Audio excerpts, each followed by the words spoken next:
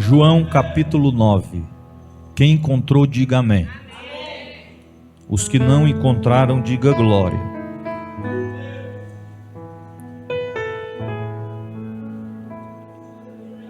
Versículo 1. E passando Jesus, viu um homem cego de nascença. E os seus discípulos lhe perguntaram, dizendo: Rabi, quem pecou, este ou seus pais, para que nascesse cego? Jesus respondeu: nem ele pecou, nem seus pais, mas foi assim para que se manifestem nele as obras de Deus. Convém que eu faça as obras daquele que me enviou, enquanto é dia. A noite vem, quando ninguém pode trabalhar. Enquanto estou no mundo, sou a luz do mundo. Você pode dizer amém? Senhor Deus e Pai, que a Tua palavra seja a essência que nós precisamos, que nós carecemos nessa noite. Que o Senhor venha falar com cada um de nós, conforme Tu queres, e Te louvaremos. Amém. Podeis assentar?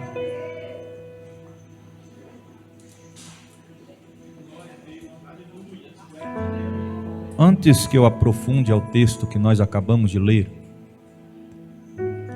a Bíblia nos diz em Eclesiastes capítulo 3, versículo 1, tudo tem o seu tempo determinado,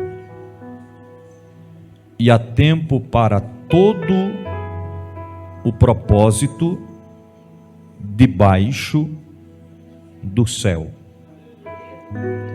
Baseado no texto que nós lemos em João capítulo 9, versículo 1, e ao frisar Eclesiastes 3, versículo 1, eu quero trazer um tema, a mensagem desta noite.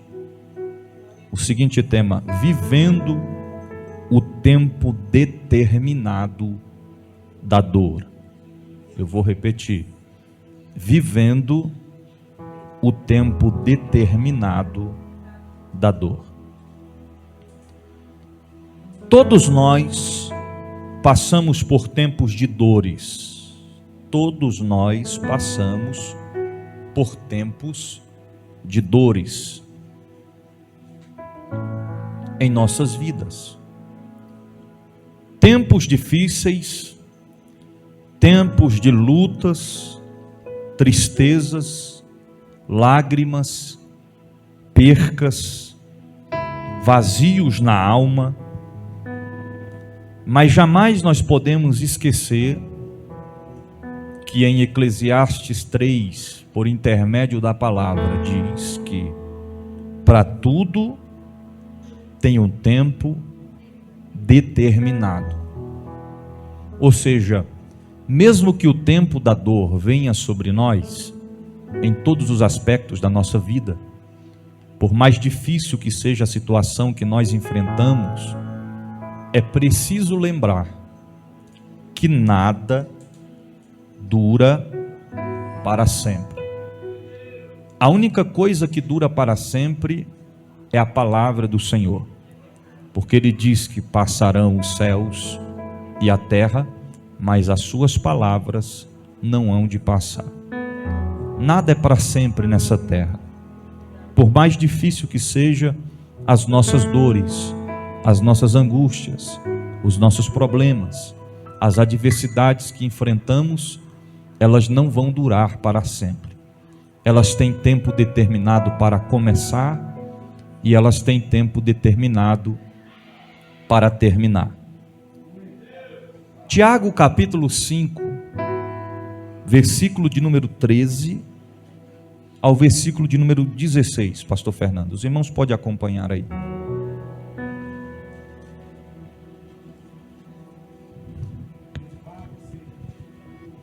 Tiago capítulo 5, versículo 13. Do 13 ao versículo de número 16. Pode ler. Está alguém entre vós aflito? Ore. Está alguém contente? Cante louvores. Segura aí, pastor. Então preste atenção. Está alguém entre vós aflito? O que é que o texto está ensinando? O que é que devemos fazer? Orar. Então, está aflito. O que eu devo fazer? Orar. E se eu não oro? Olhe para cá. Se eu não oro, a aflição permanece em mim. Sentiu aflição? Automaticamente nós devemos orar. Preste atenção nisso aqui. Aí ele prossegue. Está alguém contente? Cante louvores. Está alguém contente? Cante louvores. Porque tudo tem o seu tempo determinado. Se estás contente, se estás alegre, louve. Louve ao Senhor. Prossegue, pastor Fernando. Está alguém entre vós doente? Chame os presbíteros da igreja. Segura aí. Se tiver alguém doente ou enfermo, a Bíblia tem como dever dos presbíteros orarem pelos enfermos. Então, tem alguém enfermo? Chame os presbíteros. Presbítero Adriano, presbítero Edilson, presbítero Wagner, presbítero Ed Carlos. Chame os presbíteros. Prossegue. E ore sobre ele, ungindo com azeite, em nome do Senhor. E ore com ele, ungindo com azeite, em nome do Senhor. Prossegue. E a oração da fé salvará o doente. Segura aí. E a oração da fé salvará o doente. Existem louvores que, se nós pararmos para meditar na profundidade do que ele quer dizer, nós acabamos, se agimos de tal forma, desqualificando a nossa fé no que Deus pode fazer. Eu já vi muitas pessoas louvarem aquele hino que tem um texto, no hino que diz assim: se Deus fizer, Ele é Deus; se não fizer, Ele é Deus; se a porta abrir, Ele é Deus; mas se fechar, continua sendo Deus. O objetivo desse hino é provar que se Deus faz, Ele é Deus, e se Ele não faz, Ele é Deus. Aí tem pessoas que pegam a má interpretação e pensa que é mais ou menos assim: eu vou orar por um enfermo. Aí ele começa a oração dizendo: Senhor, se tu quiser curar, tu cura, porque tu é Deus. Mas se tu não quiser, tu não cura, porque tu é Deus do mesmo jeito. É preciso discernir e separar as coisas, porque Deus nos ensina a orar com fé. Se nós não tivermos fé, é impossível agradar. Então não misture as coisas. Uma coisa é se Deus fizer, Ele é Deus; se não fizer, Ele é Deus. Outra coisa é quando nós formos orar por alguém, nós colocarmos em prática a nossa fé. Eu lembro que uma vez eu preguei em uma igreja no Lago Azul e tinha um camarada lá que não andava, era paralítico. E naquela noite, no andamento da pregação, da mensagem, o pastor me chamou assim e disse: pastor, a família quer que o senhor ore pelo irmão que é paralítico, para que o milagre aconteça. Falei: ok. Quando foi no final da mensagem, eu mandei trazer ele na frente, na cadeira de rodas, E eu coloquei as mãos sobre ele e falei para a igreja: eu vou orar com fé, porque eu creio que Deus pode fazer além do que pedimos, pensamos ou imaginamos.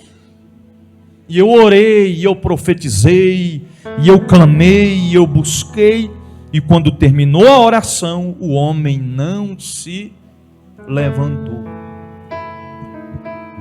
Ao tomar o microfone novamente, eu disse: irmãos, eu usei a minha fé, eu determinei sobre ele que o milagre iria acontecer. Eu estou concluindo a mensagem e a minha fala dizendo que a falta de fé da minha parte, ela não houve. Eu orei com determinação. E eu estou saindo daqui de cabeça erguida e não de cabeça baixa, e não envergonhado, porque o milagre não aconteceu. E quando terminou o culto, os familiares daquele homem chegou para mim e disse assim: pastor, sabe por que é que o milagre não aconteceu? Eu disse: por quê? É porque ele mesmo fica murmurando contra Deus. E ele mesmo fala com a boca dele que pode orar quem quiser por ele, que o milagre não vai acontecer. Ou seja, se a nossa fé for do tamanho de um grão de mostarda, Deus pode fazer coisas extraordinárias. Agora, se não tivermos fé, nada pode acontecer.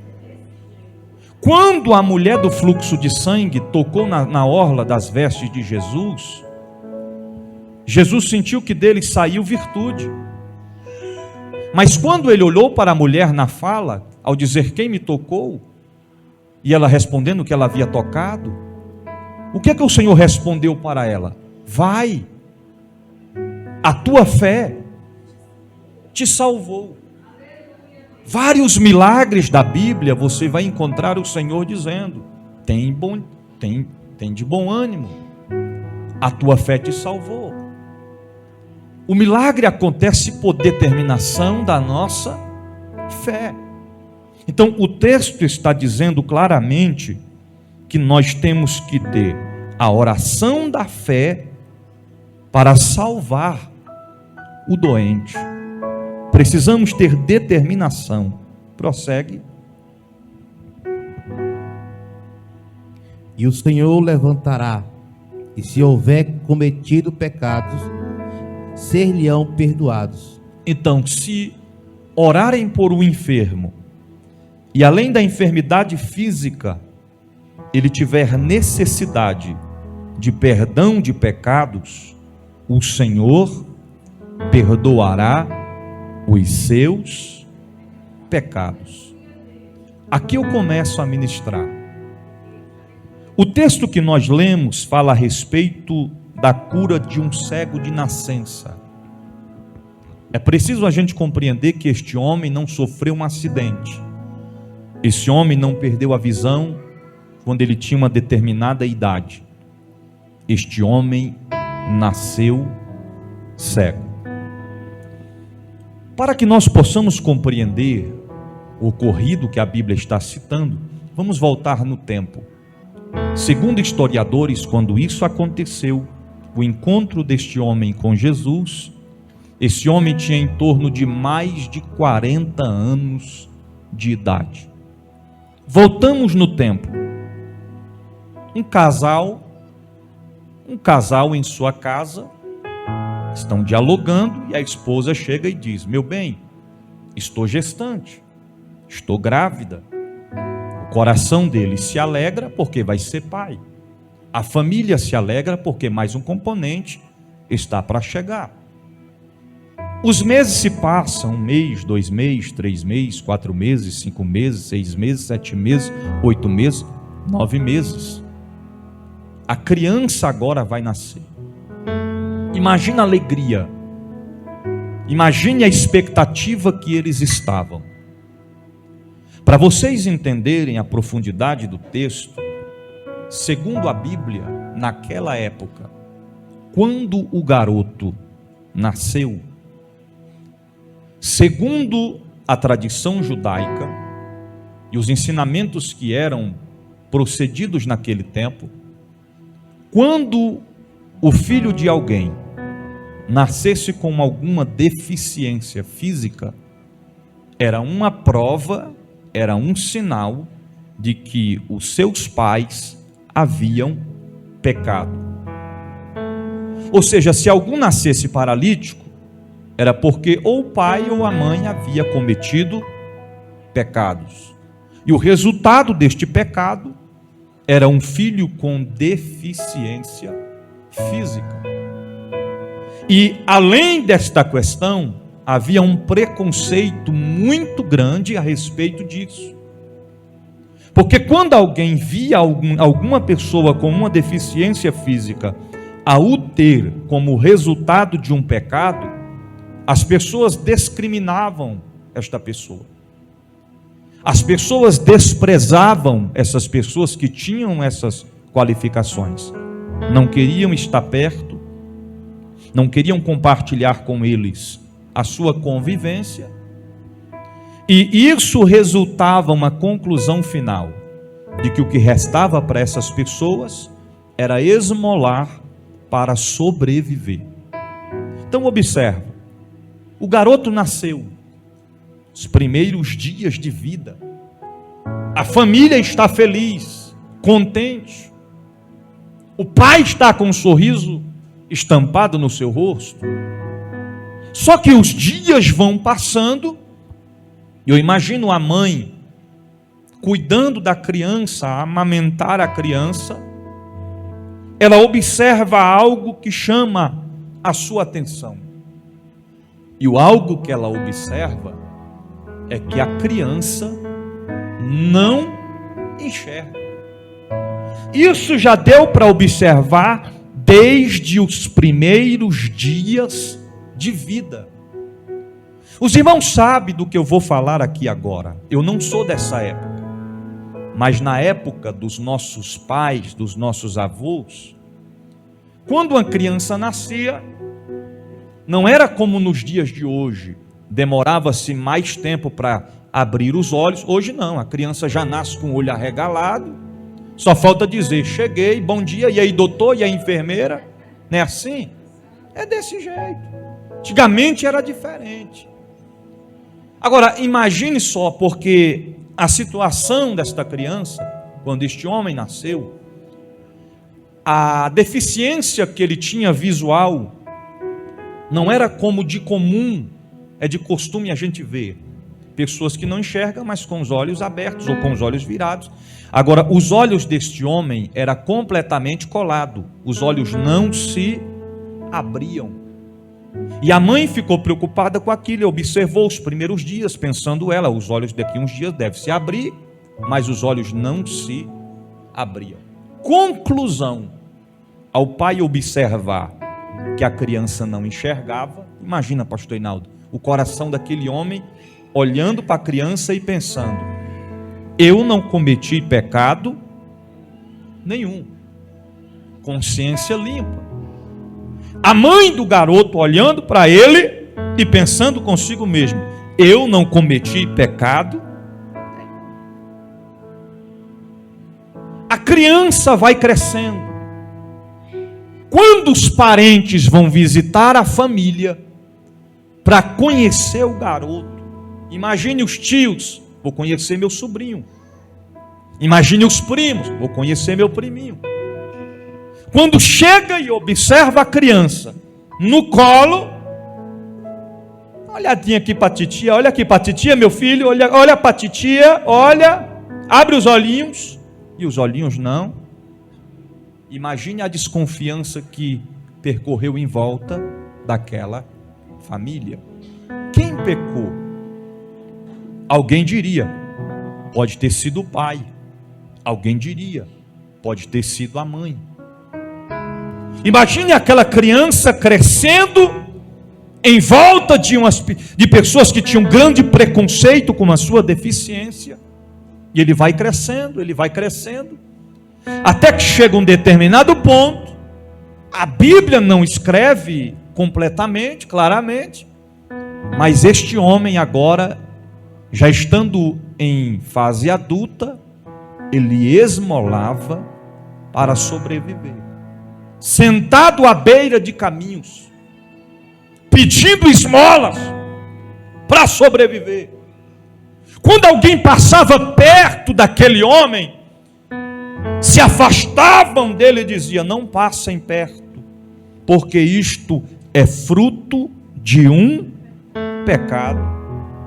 Quem não conhecia a história dele desde a sua infância, desde o seu nascimento, olhava e dizia: passa longe, porque este homem está cego, porque ele deve ter cometido algum pecado. Porque a consequência de alguém que pecava também corria o risco de obter para si algum tipo de deficiência. Então havia um grande preconceito com isso.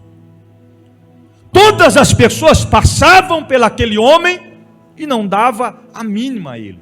Não dava nenhum tipo de atenção a ele. Muito pelo contrário, se afastava, se distanciava daquele homem. Até que a Bíblia nos expressa que alguém vai passando agora. E quem é este? Jesus de Nazaré. Jesus vai passando com seus discípulos. Jesus vai agora passando com os seus discípulos. E quando Jesus, ao passar pelaquele homem, a Bíblia expressa claramente que Jesus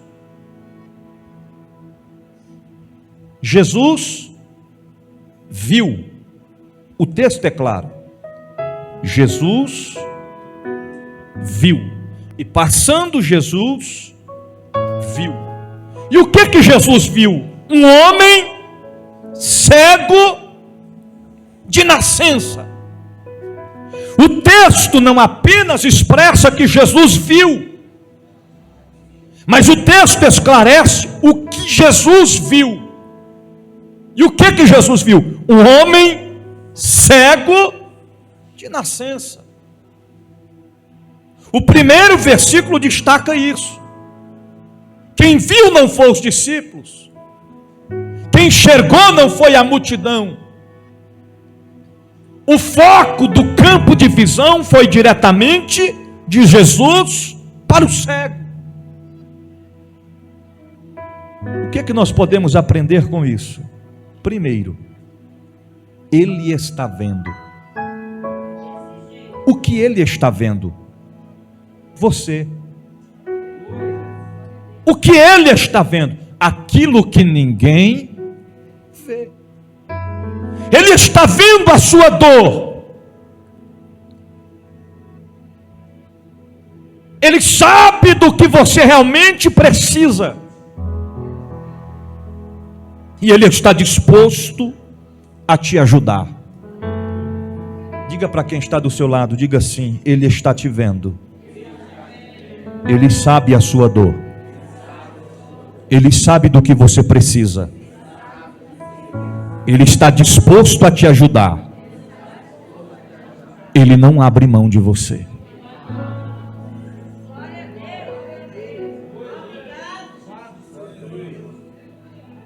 Observa que as pessoas que passavam pelaquele cego,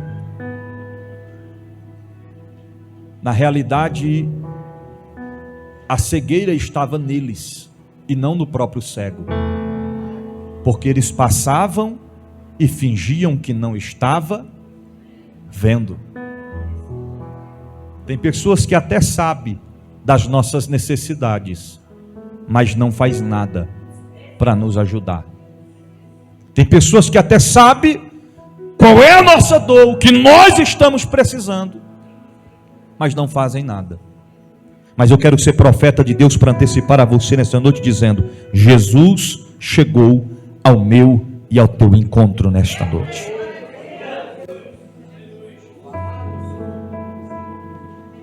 Quando Jesus vê o cego de nascença, um de seus discípulos lhe faz uma pergunta, e ele diz: Rabi, quem pecou, Qual foi a pergunta que ele fez? Quem pecou? Este ou seus pais? Para que nascesse cego. A preocupação deles não era com o estado que o homem estava de estender a mão para ele, mas a preocupação que os discípulos estavam sentindo era saber qual era o motivo do seu pecado. Eles queriam saber a razão, a causa, para que ele estivesse vivendo naquela situação. E quando Jesus responde ao discípulo, isso traz claramente ao nosso entendimento o que tem acontecido nos dias da atualidade. Porque olha qual foi a resposta de Jesus. Versículo 3. João 9, versículo 3, pastor Fernando.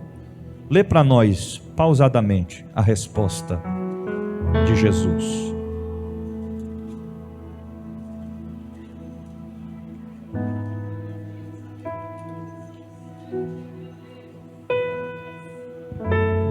Jesus respondeu: nem ele pecou, nem seus pais, mas foi assim para que se manifestassem nele as obras de Deus. Olha aqui para mim. Nem ele e nem os seus pais. Qual foi o motivo? Para que se manifestasse nele as obras de Deus. Eis aqui a resposta para muitas perguntas em que muitas das vezes muitos indagam a Deus. Vou te explicar. Olha aqui para mim. Já observou que tem gente que fala assim: fulano está sofrendo?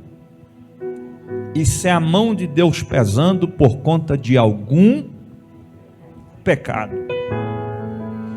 Beltrano está no fundo do poço, é a mão de Deus pesando por conta de algum pecado. Ciclano está passando por certa situação, com certeza é porque tem alguma coisa errada.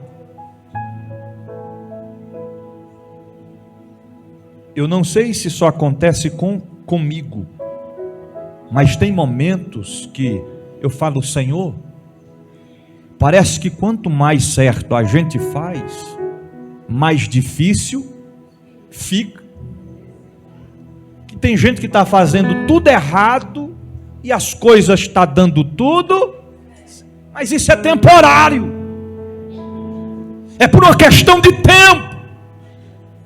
É o inimigo maquiando a situação para depois dar o bote. Porque o fato de estarmos passando por provações, dificuldades, lutas, desertos, aflições, não significa que é por conta de pecados, não significa que é o pesar da mão de Deus, não significa é porque estamos errando, não. E o que significa, bispo? Tudo isto é para que seja manifesto a glória, a graça de Deus através da nossa vida. Certa feita, o Deus da Bíblia diz que o seu poder se aperfeiçoa através das nossas fraquezas. Quando estamos fracos, é Deus dizendo: através desta fraqueza eu vou fazer milagres acontecer. Quando estamos no meio da tempestade, é Deus dizendo: através dessa tempestade vai surgir um grande testemunho. É tudo para a glória de Deus, porque dele, por ele e para ele são todas as coisas. Deus só prova quem ele ama. E tudo tem o tempo determinado. vivendo o tempo determinado da dor. Aleluias. Então observe, existem situações que nós passamos que não é para a morte, não é para a derrota, não é para o fracasso, é para que o nome de Jesus seja glorificado através da nossa vida. Até porque ele mesmo deixou bem claro, dizendo: no mundo tereis aflições, mas tende. Aí tem gente que pensa que Jesus disse assim, só assim: no mundo tereis diversões. Fosse assim, não é, pastor Hinaldo? Só diversões? Não, tem aflições também. Mas quando ele diz tende bom ânimo, ele está dizendo: tem aflições, mas também tem vitória. Tem prova, mas também tem conquista. Tem batalha, mas também tem. Você vai vencer o deserto, a afronta, o levante que vier. Você vai conquistar. A questão é que nós somos seres humanos e nós somos limitados. Porque se eu perguntasse aqui nessa noite quem gosta de passar pela prova, e se alguém dissesse eu amo, eu diria: está mentindo. Ou tem alguém aqui que diz: eu acho bom, Jesus, prova-me, Pai, prova-me. É por isso que tem gente que às vezes não vigia. E certa feita eu fui um desses. Estava tudo bem, aí eu fui cantar aquele hino: eu quero ser, Senhor amado, como um vaso nas mãos do oleiro.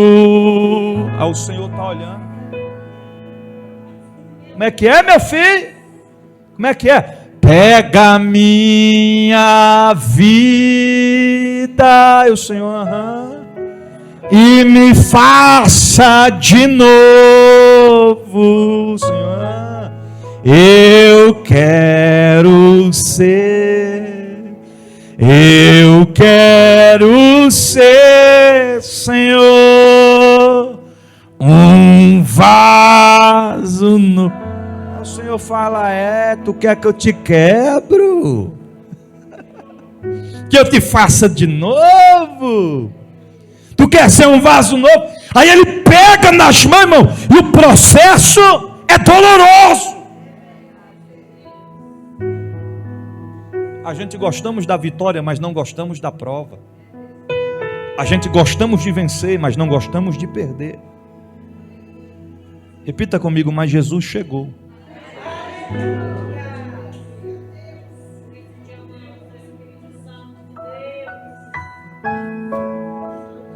E quando Jesus chega, ele responde à pergunta dos discípulos, que nem ele e nem seus pais havia pecado, mas era tudo para que fosse manifesto a glória de Deus. O Senhor se aproxima do cego, ele cospe na areia, ele pega aquela da sua saliva com areia e faz uma espécie de lama e passa nos olhos do cego. E quando ele passa nos olhos do cego, ele diz: agora vai ao tanque de Siloé e lava-te. Irmão, o texto não explica, não esclarece se alguém foi lá e pegou. Vem cá, pastor Fernando. Se alguém foi lá e pegou o cego, depois que o Senhor passou nos olhos dele e disse: eu vou te levar lá no tanque de Siloé, viu? Vamos mais lá, vamos mais norte, viu? Vou te deixar lá. O texto não expressa isso. Não expressa. Apenas fala claramente que ele foi. Como ele foi, bispo? Eu não sei. Mas a Bíblia diz que ele foi. Aleluia. Aleluia. O Espírito do Senhor conduziu aquele homem até o tanque de Siloé. Ele lavou os seus olhos. E quando ele torna, ele já retorna enxergando. Ele chega cego, mas ele volta enxergando. Ele chega com um problema, mas ele volta com a solução. Ele chega no tempo da dor, mas ele voltou no tempo da vitória.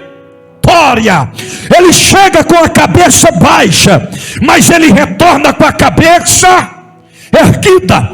Eu quero ser profeta de Deus para profetizar sobre a tua vida nesta noite, que hoje o Deus da Bíblia marcou um encontro com você, e Ele manda te dizer: você chegou de um jeito e vai voltar com a tua vitória para a tua casa, para a glória de Deus.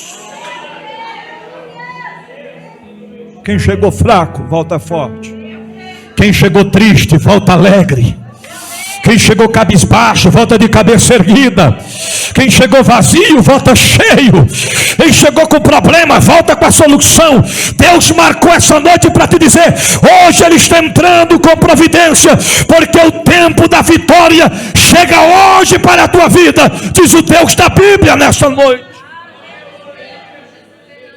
Aleluias, aleluias. Quando Ele retorna, Jesus já havia se retirado. E quando Jesus havia se retirado e Ele chega, os que estavam ali em volta dele começam a dizer: é Ele. Ele quem? Aquele camarada cego desde nascença. Como pode? Outros chegavam e diziam: olha, seu vizinho que cego de nascença, é ele? Alguns diziam: realmente é ele. Outros diziam: será que é ele? Deve ser ele, sim. E ele chega e diz: sou eu mesmo, sou eu. E eles pegam aquele homem e levam ele até os fariseus. E quando ele é apresentado até os fariseus na sinagoga, os fariseus começam a questionar a ele quem havia feito aquilo. E ele disse: foi um homem chamado Jesus. Como ele fez isso? Ele pegou lá, com a areia, a saliva dele mesmo, fez uma espécie de lama, passou nos meus olhos e mandou que eu fosse no tanque de Siloé lavar. Eu fui, lavei e retornei enxergando. E os fariseus não querendo aceitar aquilo, ele diria: mas isso não pode ser. Homens comuns e pecadores jamais fariam isso. Os fariseus queriam que ele dissesse claramente que foi Deus, que por intermédio de Jesus, que tinha feito aquilo, para o lançarem fora da cidade. Até que a Bíblia diz que eles começam a entrar ali em uma discussão isolada, e eles mandam chamar o pai e a mãe do homem. Quando os pais deste homem chegam até onde eles estavam, eles ficam impressionados, porque os fariseus perguntam para eles: este é o filho de vocês que é cego de nascença? Como é que agora ele está enxergando? Eles começaram a duvidar que ele realmente era cego de nascença, e o pai do homem responde dizendo: como ele foi curado? Disso eu não sei. Quem o curou? Disso eu não. Mas eu tenho certeza de que este é o meu filho, e de que ele é cego de nascença, e tenho certeza agora que ele está enxergando. Se coloque de pé em nome de Jesus. Eu vou concluir. Deuteronômio 24:16 diz assim: os pais não morrerão pelos filhos ou pelo pecado dos filhos, e nem os filhos morrerão pelo pecado dos pais. Cada um morrerá pelo seu próprio pecado. Não havia condenação sobre a vida daquele homem. Os fariseus estavam furiosos porque o Senhor tinha resolvido um problema que há mais de 40 anos ninguém pôde resolver. Eu não sei como está a tua situação. Eu não sei o que tu passas. Eu não sei qual é a tua dor. Eu não sei qual é a tua adversidade, a tua aflição, a tua angústia. Mas de uma coisa eu sei, eu tenho certeza nesta noite, que Deus já determinou a tua vitória. de que Deus já determinou o seu milagre. Porque o homem que nasceu cego teve um encontro com Jesus, recebeu a cura, recebeu o milagre, o problema dele foi resolvido, porque tudo tem o tempo determinado. Então diga pelo menos para 2 pessoas: está determinado o fim desta provação. Diga: está determinado o fim desta luta, e está determinado o início da tua vitória.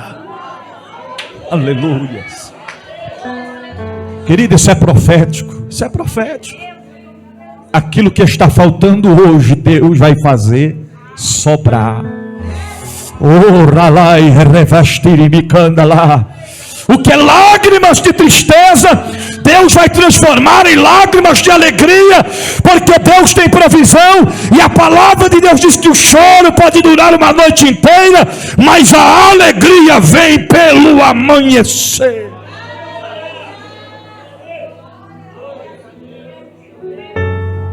Eu quero concluir dizendo: a solução para todos os nossos problemas e a resposta para todas as nossas perguntas, nós vamos encontrar em Cristo Jesus. O Senhor manda dizer nessa noite que tem pessoas aqui que estão necessitadas de ter um diálogo com o Espírito Santo de Deus. E Ele está dizendo: entra para o teu quarto, fecha a tua porta e ora ao teu Pai que está em secreto, e o teu Pai que te vê e que te escuta em secreto te recompensará publicamente. Esta prova é para a glória de Deus.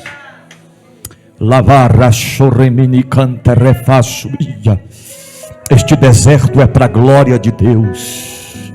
Esta angústia, esta aflição é para a glória de Deus. Hoje não podemos entender, mas nós vamos compreender quando a provisão chegar.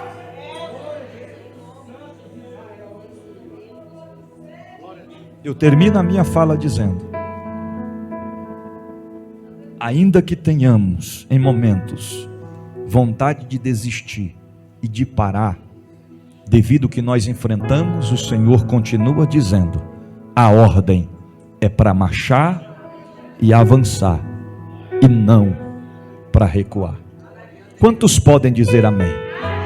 Guarde esta palavra no teu coração, e uma vez guardando-a, coloque em prática, porque não podemos ser apenas ouvintes, mas sim praticantes da palavra do Senhor Jesus.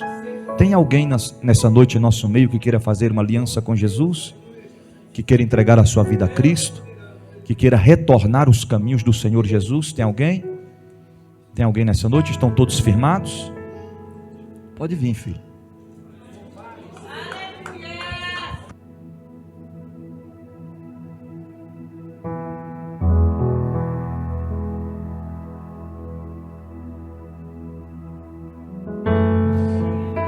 Cadê um varão para ficar do lado dele aqui? Coisa linda, irmãos, é quando nós reconhecemos que nós precisamos de Jesus, que nós precisamos de um fortalecimento, que nós precisamos de um renovo da parte de Deus. Tem mais alguém nessa noite? O Espírito Santo de Deus te ama, Ele te chama e Ele quer te salvar. Tem mais alguém? Estão todos firmados? Estenda suas mãos para cá. Senhor Deus e Pai, aqui está o teu filho, Senhor, o Fábio. Cobre ele com teu sangue, com teu poder, com a tua graça. Renova as forças do teu filho. Ó Deus, aumenta o ânimo, a disposição. Lança por terra todo o impedimento, toda a muralha que o inimigo tenha lançado, ó Pai, para impedir dele avançar e prosseguir na tua presença. Senhor, se por algum motivo o nome dele foi apagado do livro da vida, escreve o nome dele nessa noite. Perdoa os pecados, sara as feridas, renova as forças Nós se alegramos. Os anjos estão em festa, os céus estão em festa, e nós festejamos por conta da decisão do teu filho, e se alegramos porque uma alma vale mais do que o mundo inteiro, e nós ministramos vitórias em todas as áreas, em todos os sentidos na vida do Fábio, em nome de Jesus. Amém e amém.